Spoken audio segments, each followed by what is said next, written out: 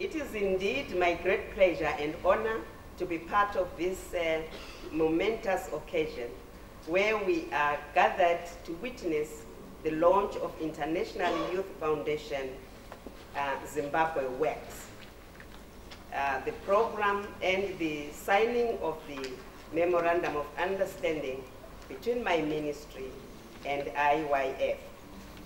Let me start by commending IYF and its partners for coming up with such a noble initiative that will go a long way in promoting the growth and development of entrepreneurship in Zimbabwe and increase employment opportunities, especially for young people. The Zimbabwe Works project is really a groundbreaking opportunity with these three major bilateral donors that we have here in USAID, DFID, and the Swedish cooperation. Each of these institutions, as I just mentioned, is represented by women leaders, which I think forecasts what we're trying to do on this project, which is give increased opportunities and decrease some of the barriers that young women face to employment. For the past 25 years, IYF has dedicated itself to helping young people, young women and young men, to be healthy, productive, and engaged citizens. Employment in the larger company is not going to provide all the jobs that are needed to help the Zimbabwe youth.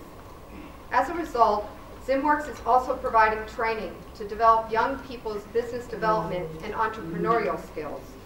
In this next phase, entrepreneurship and self-employment will provide youth with opportunities to make an income and generate greater economic activity. We've heard about the economic downturn. We've heard about the challenges. And it affects young people the most. And yes, I mean, the statistics that you showed, Lucia, that 83% of the unemployed are young people.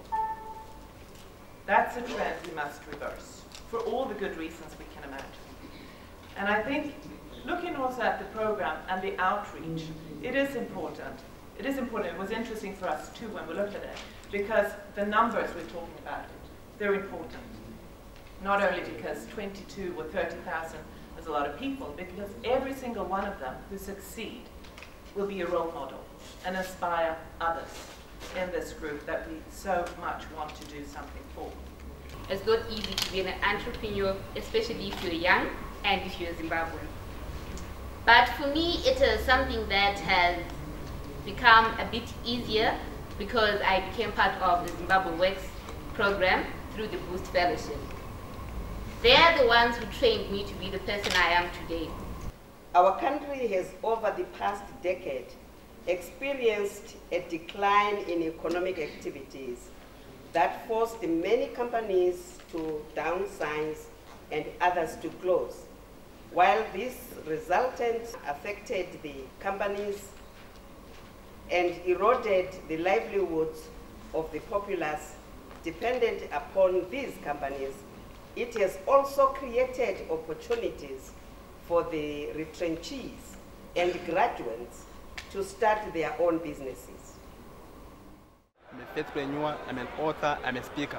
I'm one of the beneficiaries of EmptyTech. I trained with EmptyTech in 2013 in the Entrepreneurship Development Workshop. I then went on to register my company, Infinite Inspiration Group, using the skills which I've learned from the course.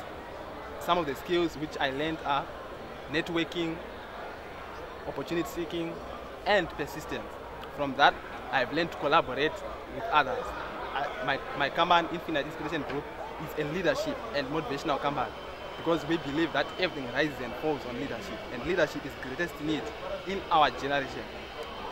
In 12 months, in 1 year, we have managed to do seminars with Zimbabwe's leading speakers, such as Rapson Shumba, Jonah Mgoshi, Kudzaimbaiwa, Atamarara, Dr. Zamara, just but to mention a few.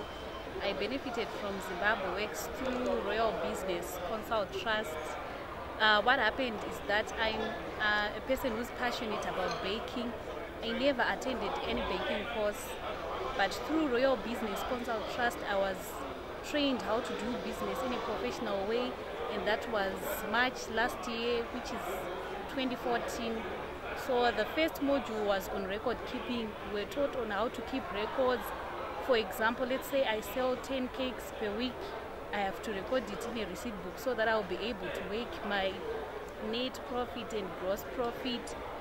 In the past, I was very disorganized and I didn't know how much profit I would make, and I would just use money haphazardly, but I've benefited much.